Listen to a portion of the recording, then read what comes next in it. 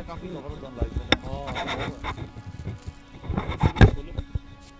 बार फिर Punjabi radio USA के श्रोतिਆਂ ਨੂੰ ਮੇਰੇ ਵੱਲੋਂ बहुत ही प्यार ਤੇ ਸਤਿਕਾਰ ਭਰੀ ਸਤਿ ਸ਼੍ਰੀ ਅਕਾਲ।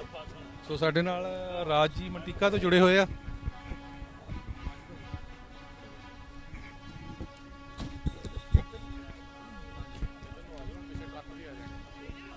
हाँ जी सत श्री अकाल सारिਆਂ ਨੂੰ ਰਾਜ ਮੈਂ ਮੰਟੀਕੇ ਤੋਂ ਤੇ ਪੰਜਾਬੀ ਰੇਡੀਓ ਯੂਐਸਏ ਦਾ ਪਹਿਲਾਂ ਤਾਂ ਧੰਨਵਾਦੀ ਹਾਂ ਕਿ ਜਦੋਂ ਵੀ ਟਰੱਕਰ ਨੂੰ ਜ਼ਰੂਰਤ ਪਈ ਆ ਇਹ ਟਰੱਕਰ ਦੇ ਨਾਲ ਕੰਧ ਬਣ ਕੇ ਖੜੇ ਹੋਏ ਆ। ਤੇ ਦੂਸਰਾ ਇਹਨਾਂ ਦਾ ਪ੍ਰੋਗਰਾਮ ਜਿਹੜਾ ਵੀ ਹੁੰਦਾ ਸ਼ੋਅ ਜਦੋਂ ਵੀ ਚੱਲਦਾ ਉਹਦੇ ਉੱਤੇ ਜਦੋਂ ਵੀ ਆਪਾਂ ਗੱਲ ਕਰਦੇ ਐਂ ਲੱਗਦਾ ਕਿ ਘਰ ਦੇ ਵਿੱਚ ਅਸੀਂ ਕਿਸੇ ਘਰ ਦੇ ਮੈਂਬਰ ਦੇ ਨਾਲ ਆਪਣੀ ਵਾਰਤਾਲਾਪ ਕਰਨ ਰਹੇ ਹਾਂ ਤੇ ਇਹਨਾਂ ਦਾ ਬੜਾ ਸਹਿਯੋਗ ਹੁੰਦਾ। ਜਕਾਰ ਵਾਲੇ ਜਾਂ ਬਾਕੀ ਹੋਰ ਵੀ ਜਿਹੜਾ ਮੀਡੀਆ ਆਇਆ ਉਹਨਾਂ ਲਈ ਧੰਨਵਾਦ ਆ ਸਾਰਿਆਂ ਦਾ ਕਿ ਉਹ ਪਹੁੰਚੇ ਟਰੱਕਰ ਨੂੰ ਕਵਰ ਕਰ ਰਹੇ ਆ।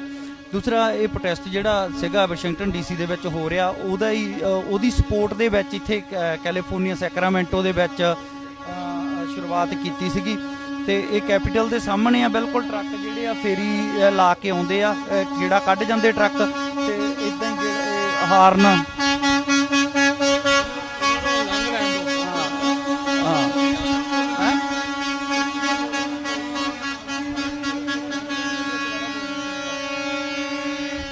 ਟਰੱਕ ਹੌਰਨ ਵਜਾਉਂਦੇ ਹੋਏ ਲੰਘਣ ਡਏ ਆ। ਇਹ ਇਹਨਾਂ ਦਾ ਪ੍ਰੋਟੈਸਟ ਕਰਨ ਦਾ ਢੰਗ ਆ ਕਿ ਆਪਣੀਆਂ ਮੰਗਾਂ ਨੂੰ ਆਪਣੇ ਹੱਕਾਂ ਨੂੰ ਲੈ ਕੇ ਜਿਹੜੇ ਆਏ ਵੀਰ ਇਹਨਾਂ ਦਾ ਧੰਨਵਾਦੀ ਆ। ਕੱਲਾ ਕੱਲਾ ਕਿਸੇ ਦਾ ਇੱਕ ਇੱਕ ਕਦਮ ਚੱਲਿਆ ਵੀ ਜਿਹੜਾ ਉਹਨਾਂ ਦਾ ਵੀ ਸਤਿਕਾਰਯੋਗ ਆ ਉਹ ਤੇ ਉਹਨਾਂ ਦਾ ਧੰਨਵਾਦੀ ਆ ਸਾਰੇ ਟਰੱਕਰ ਜਿੰਨੇ ਵੀ ਇੱਥੇ ਕਿ ਤੁਸੀਂ ਆਪਣਾ ਇੱਕ ਇੱਕ ਕਦਮ ਚੱਲਿਆ ਜਿਹੜਾ ਇਸ ਜੰਗ ਦੇ ਲਈ।